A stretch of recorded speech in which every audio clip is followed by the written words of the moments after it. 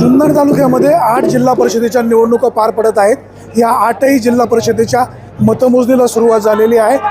डिंगोरे गटामध्ये राष्ट्रवादी काँग्रेस पुढे आहे, त्याचबरोबर ओतूर गटामध्ये शिवसेना पुढे मागे जरी असली तरी त्या ठिकाणी राष्ट्रवादी काँग्रेस आपल्याला पुढे पाहायला मिळते। नारायणगाव गटामध्ये शिवसेनेचे नेहा पाटे पुढे आहेत, त्याचबरोबर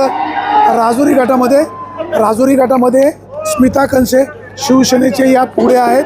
त्याचबरोबर सावरगाव गटामध्ये गुलाब पारखे अवघ्या 50-1 मतांनी पुढे आहे।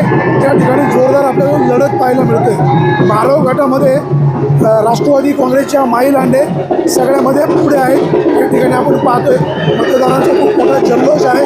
आपल्यासोबत काही शिवसेनेचे कार्यकर्ते या ठिकाणी या सगळ्यांनी बापू पाट्यांचे प्लेस घेतलेले आहेत। ही सगळी मंडळी अशा प्रकारचे प्लेस घेऊन प्रचार करत आहेत। कार्यकर्त्यांना शांततेने का कायदा पाळा, कोणत्याही प्रकारचा कायदा मोडला जाणार नाही याबाबतची दखल घ्या।